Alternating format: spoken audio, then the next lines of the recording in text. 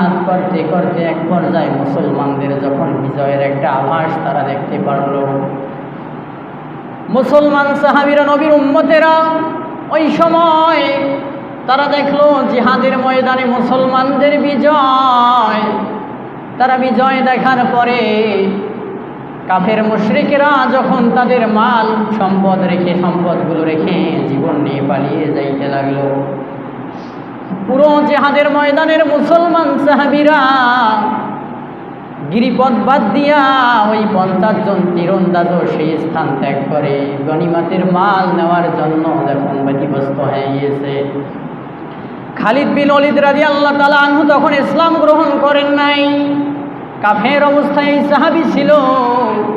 মুসলমান সাহাবীরা যখন জিহাদের ময়দান ছেড়ে গনিমতের মাল নেওয়ার জন্য ব্যতিব্যস্ত, খালিদ বিন ওলীদ রাদিয়াল্লাহু তাআলা আনহু কাফেরদের বাহিনী নিয়া মুসলমানদের উপর যখন একটা আক্রমণ চালিয়েছে, মুসলমানেরা জিহাদের ময়দানে আর টিকতে পারে নাই। এমনকি সেই জিহাদের ময়দানে আমার আপনার পয়গম্বর বিশ্বনবী রহমাতুল লিল আলামিন নবীজির মাথার ভিতরে আঘাত পেয়েছিল। নবীজির মাথায় ছিল হেলমেট লাগা ছিল, জিহাদের ময়দানের হেলমেট। কাফেরদের পাথরের আঘাতে নবীজির হেলমেট ভেঙে গিয়ে হেলমেটের চিকন লোহা নবীজির মাথায় বিদ্ধ হয়ে যায়। আমার রাসূলের দুইটা দান মুবারক উহুদের ময়দানে শহীদ হয়ে যায়। আমার রাসূল কখনো হুঁশ কখনো বেহুশ এমন অবস্থায় যখন পড়ে আছে, এমন সময় ফেরেশতারা এসে বলেন, পয়গম্বর আপনার কষ্ট হয় গো নবীজি, ও নবীজি আপনার দাঁত ভাঙ্গার ব্যথা যেন কেমন, মাথায় হেলমেটের লোহা ঢোকার ব্যথা যেন কেমন গো নবীজি। আমার নবীজি বলেন, জিবরাইল রে,